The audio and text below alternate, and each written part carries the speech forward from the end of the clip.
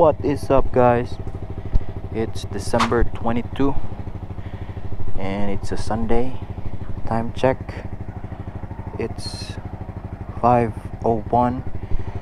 So we're gonna go for a solo ride today.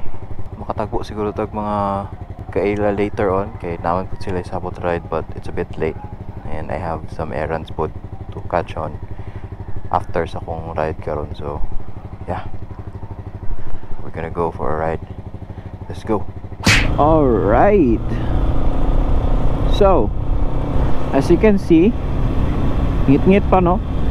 Na-expect po na hayag na akong 5 ay, but well, not sure if GoPro will do its best sa night or sa mga dim na na scenario, but yeah, I'll keep talking na lang.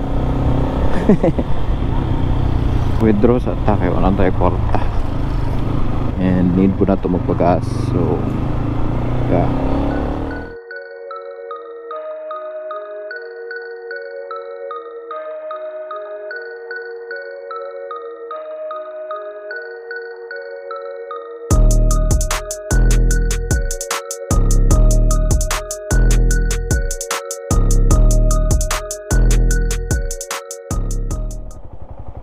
Let's have a mandatory selfie. Right, so magpagasa ta, manatag withdraw. Mabot nung tato ko ang kung i-order na smoke na visor. Okay, kung kanin magudang visor na gamit karon kay lisod kay makita pag inani ba nang ngit-ngit good, maski pag naka MDN nako pero ginasuyop sa sa dalan ng suga nako.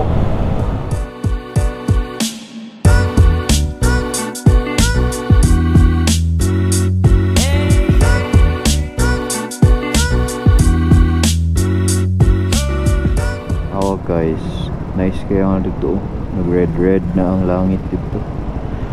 Padulong na si Haring Araw. Let's go. Pata nakapagas. Ito na ito sa Patalunan Grande na Tamangita o Magasan.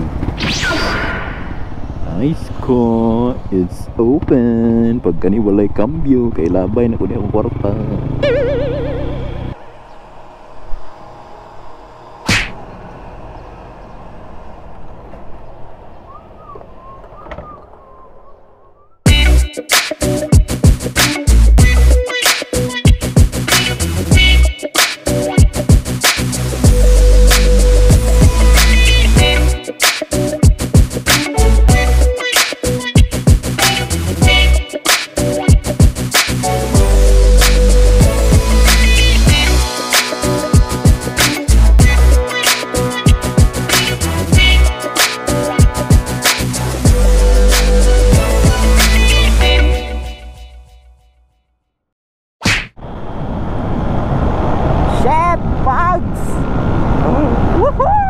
Abot ng Pugs, guys. Let's go. Boy, zero visibility naman eh. Yati.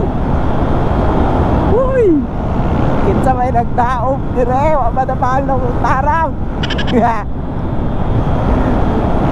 Tuyoti, wala mo kita.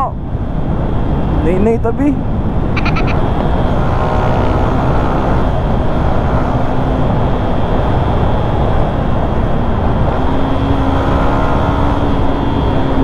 Lo. Ayaw ti asa walay suga pudang bus. Uy. Yati first time na ko ni boy, nani ka baga ang Pugs.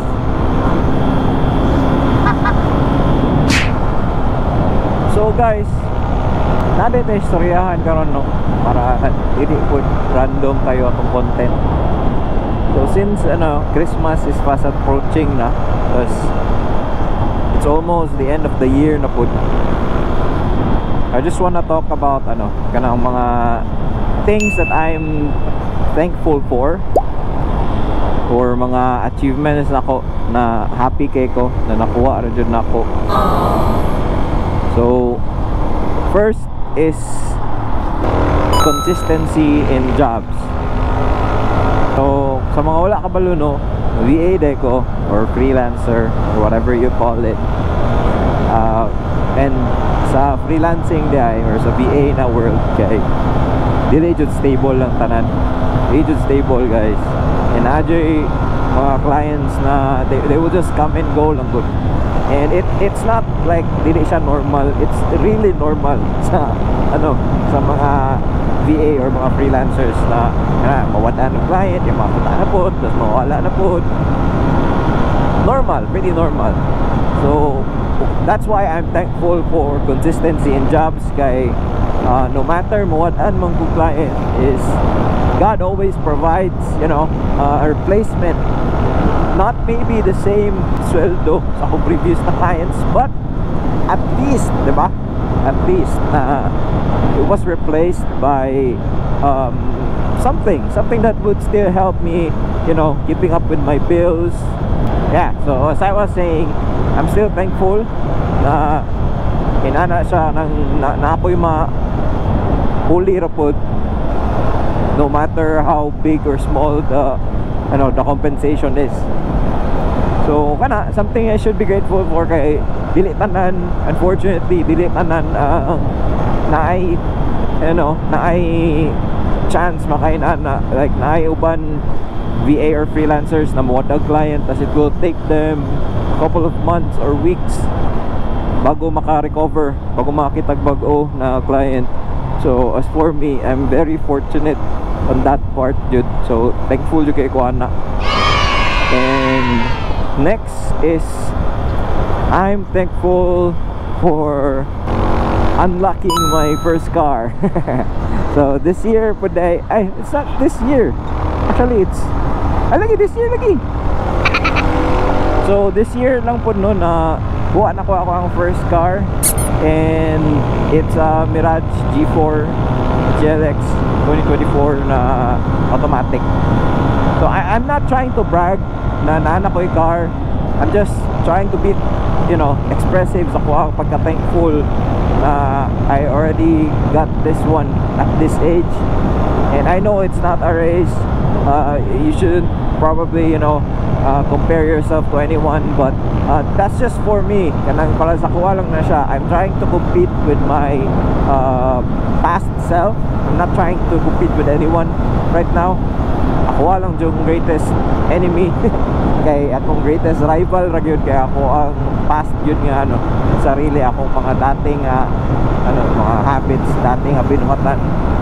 So karon I'm thankful that I finally got my car, and it's really helpful kay madadalan ako ang family masyasa in the comfort of kanang dili mo basa sa ulan, dili kayo exposed sa init, na aircon to sulod, good. So really just happy with that, and I hope na dili man na siya cash guys, installment na siya. I hope na ma-sustain ako ang pagbayad niyan to sa fully paid niya siya. Next is my family is healthy. Yan, I'm thankful that my family is healthy. Though hindi naman ta perfect yung health, yun na hindi tayo sa magsakit-sakit, but still thankful na after all those mga diseases, or after all those mga minor na kasakit, okay, we're doing okay. And no one's in danger at the moment, and I hope it stays that way for good. But yeah, so I'm thankful for that, because it really, it really adds up sa imuhang sa imuhang baggage good if you're thinking about or you're worrying about someone special in your life good. So syempre makawala jud siya focus like mabalaka jud biya taman pag nakay family member na especially loved ones na kanang nagsakit or not feeling well, good. So yeah, happy for that. What's up guys? So nag-change bat sa kay palubat na akong battery. Before anything else, before we proceed sa ato ang things that I'm thankful for, look at that, man. Actually, napay mas gwapong view ani. Look at that sea of clouds, bro. That's one thing you should be thankful for, man. See that? So great, brother. Look so great. Alright, so going back sa things that I'm thankful for is achieving the part where I finally lived for the first time, no? Kay dugay na ako siya gipangandoy actually na baka live by my own.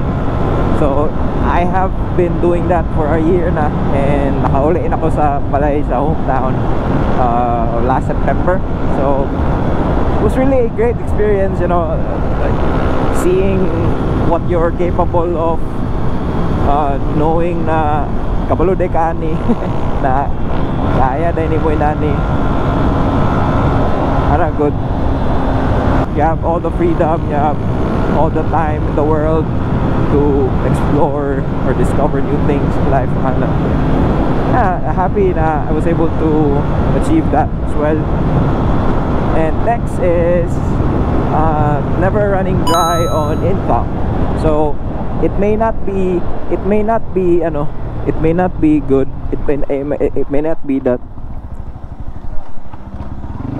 be that that huge, you know. My income might not that awan na ulul na ko kay mga pulis.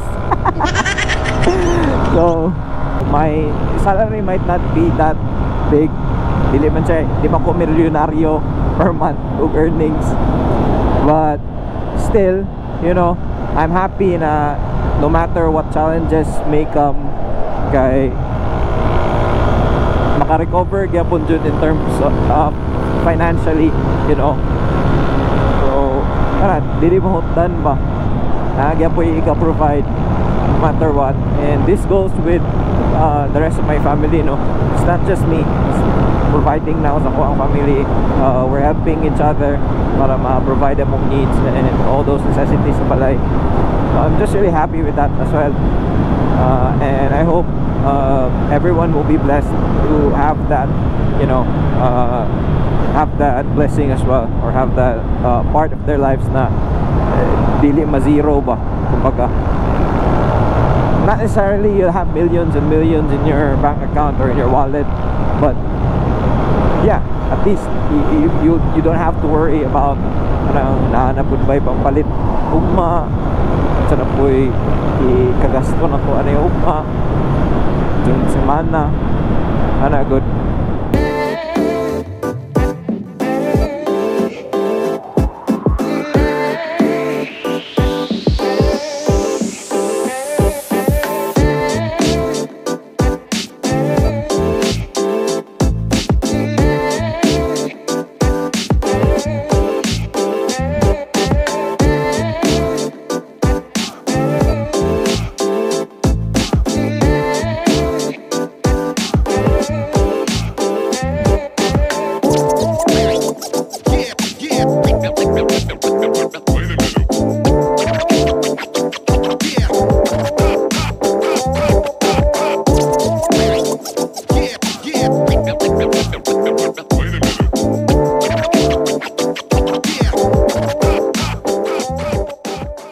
Pabalik ta dito ta mga on sa sa Curve 68.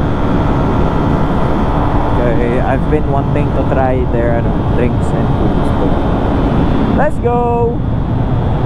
So they're just around here sa Ladian Curve. Usually diri pud gano mga mamitikay. Yun, fogs pagay diri yaw. Sheesh.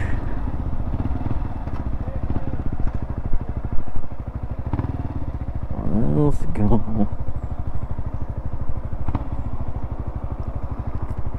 Nasi JPN rides.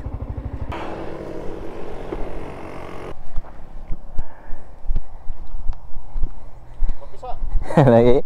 Wala pa sila? Wala pa.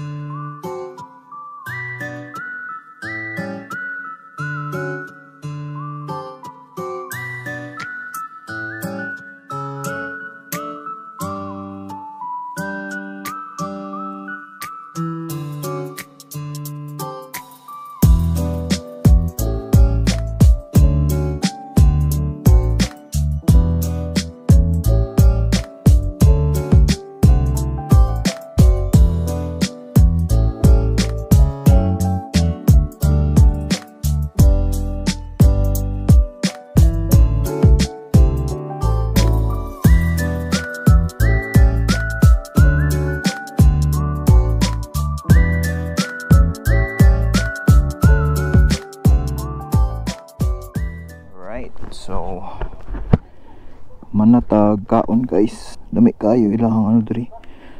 Walay tapon. Both foods and drinks. Goods. Balik pa ko diri next time.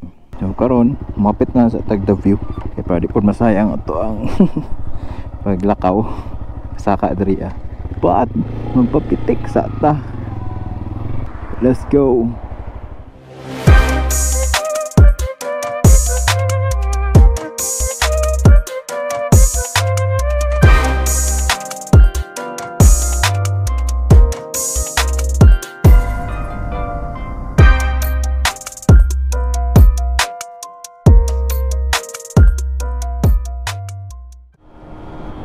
By the way guys, naday ko yung nalimtan sa ako ang ano sa ako ang things that I'm thankful for this year 2024. It is kaniya tong gamit karon ang ato ang Sniper 155. So mo na actually ako ang ano, dream na underbone bike jud tauna pa lang, pinakauna jud before ko nag classic na bike, nag scooter, nag aerox, before ko nag kinato ng mga bikes. Sniper jud ba akong ano katong V1 pa ganiyata to, color green.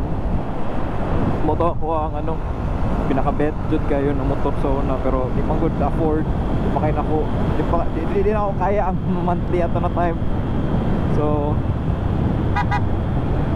medyo ano wala jud nato na achieve sa una. But karon, look at this man, he got the bike. It may not be a 400cc, 600cc, 1000cc, 5000cc, but hindi ako nag-cc that I got this bike. You know,